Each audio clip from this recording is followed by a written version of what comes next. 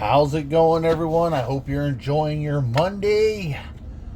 For all the fight fans, this is kind of the breaking boxing news. It is being reported that Bivol and Benavidez is close to a deal already. Now, it's kind of a shocker. I'm not going to go here and read this for you, but, everybody thought the trilogy fight would happen with Better Beef. Maybe it will later on down the line. I don't know. But I will say, I don't like generally seeing the boxing bodies forcing fighters to fight certain people. Or because, I kind of do and don't. It depends who it is. Like, Bivol's never been a guy who's ducked people. So I don't necessarily like that. But I also think they think it'll just be a better fight, as in more people be interested. That might be true. But a lot of times, trilogies are hard to beat sometimes with the interest. And so I don't know which is the right fight here. There's no doubt that David Benavidez has a much larger fan base.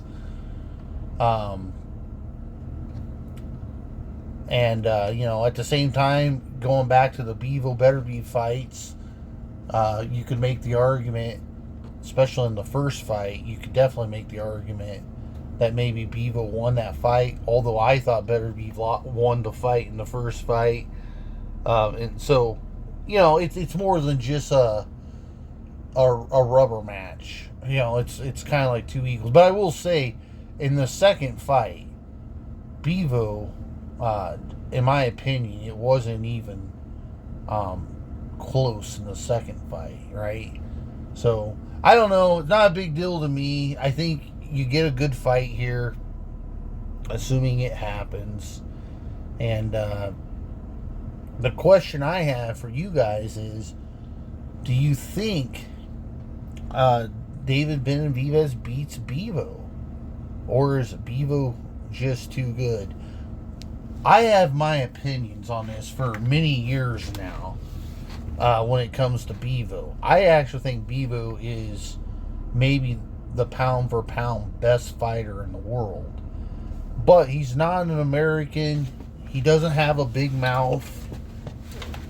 And generally speaking, he can't get Americans to fight him. He hasn't been able to get Americans to fight him. He tried to get Crawford to fight him. Crawford wouldn't touch him. And that's been, I don't even know, 3 or 4 years ago now that they were trying to get that fight together. I think this guy's a very talented guy. I also like David Benavidez, so I'm not a hater. But pound for pound means something. It's usually reserved, traditionally it was reserved for an elevated fighter. A fighter that was a little bit better than the average guy. And I think Bivol's that guy. He's not knocking people out, but he is winning. But when did knocking anyone out matter? Roy Jones Jr. and Mayweather at the end of their careers weren't knocking people out either. When I say at the end of their career, they spent years not knocking people out. And I will say, though, Better Beef was hurt by Bivol in the last fight when he would set down his punches and hit him with those 3-4 combination punches. And the thing about it is, David Benavidez isn't that slick of a fighter. So I would think, short of, say, Bivol getting injured and losing his speed that he has, I would think David Benavidez will be getting whacked with punches all night long. Just like you see Bivol do to everyone. You saw this against Canelo. Canelo went up in weight class. He ran into Bivol, who's not only way bigger than him, but by that point in his career, he was just getting whacked by Bivol left and right. Right? There was I'm not saying Canelo's slow, but he wasn't as fast as he was, say, when he was 25, I guess is my point. Same could be said about Bivol. But what I'm saying is, Canelo, whether it was size, technique, whatever you want to call it, he simply could not stop from being hit by Bivol's punches. I actually think that's exactly what you'll see against David Benavidez. The difference here is, can Benavidez, with his pressure, come forward, get to Bivol's body, maybe, whack-a-mole into the body here, slow Bivol down maybe in the later rounds. I don't know.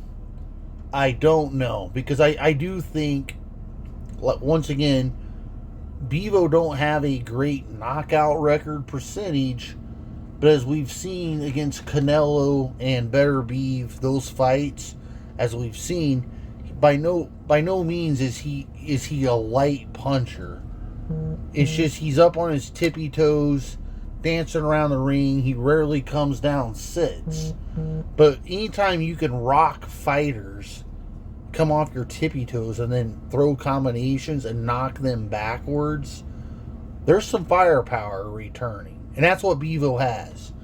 Like I said, he rocked Beterbiev back in their last fight. And he did that to Canelo through the entire fight. Once again, he was a bigger man, I get that. But there again, Canelo known to take punches. It's impressive. The question is, can the less dynamic David Benavidez, he's more of a one-trick pony type fighter, can he sustain that same type of blowback from Bivol, that sustain that same damage repetitively over and over and over, where he lets go 3, 4, 5 punch combinations and gets hit with, say 2 or 3 of those punches and gets rocked backwards. I don't know if he can or not. Once again, my main point here is Bivol is a very dynamic fighter. He just doesn't get no credit. He's very dynamic. And like I said, he's quite possibly the pound-for-pound best fighter in the world that gets absolutely no credit because he can't get an American to fight him. But if he beats David Benavidez, right, that's going to be a feather in his cap. And once again, I'm not saying anything against David. I like him as a fighter, but he is a one-trick pony. No matter, the tough Mexican, whatever you want to call him, he is a one-trick pony fighter, though, period. I don't know how else to say it other than he is a one-trick pony fighter. And, so that's my general thought on this. All right, guys, I'll let you go. Have a good day. Tell me what you think in the comments. Bye.